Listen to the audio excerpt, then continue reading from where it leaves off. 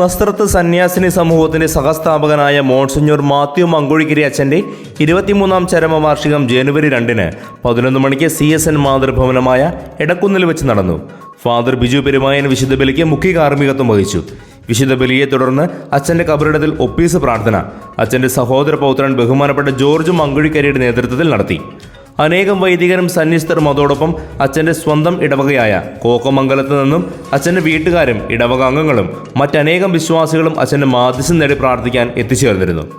Monsignor Mathew Mankuzhikary ഇടവക വൈദികൻ, ധ്യാനഗുരു, വടവാതൂർ സെമിനാരിയിലെ ആധ്യാത്മിക ഗുരു, വിവിധ സന്യാസ സഭകളെ ആത്മീയ പിതാവ്, CSN സഭയുടെ സഹസ്ഥാപകൻ എന്നീ നിലകളിലെല്ലാം പ്രസാദപൂർണമായ ജീവിതം നയിച്ച വ്യക്തിയായിരുന്നു. ദൈവത്തെയും സ്വർഗത്തെയും മാത്രം മുന്നിൽ കണ്ട് ജീവിച്ചാൽ മതി എന്ന് ജീവിതത്തിലൂടെ ഉദ്ഘോഷിച്ച അച്ഛൻ ആത്മാക്കളുടെ രക്ഷയ്ക്കായി തീക്ഷ്ണതയോടെ പ്രവർത്തിച്ചവനും തിരുക്കുടുംബ ചൈതന്യം കുടുംബങ്ങളിലേക്ക് എത്തിക്കാൻ പ്രയത്നിച്ച പുരോഹിതനുമായിരുന്നു. എല്ലാ വർഷവും ജനുവരി 2-ന് ബഹുമാനപ്പെട്ട മങ്കുഴിക്കരി അച്ഛൻ്റെ അനുസ്മരണ ദിനം എടക്കുന്ന് മാതൃഭവനത്തിൽ നടത്തിവരുന്നു.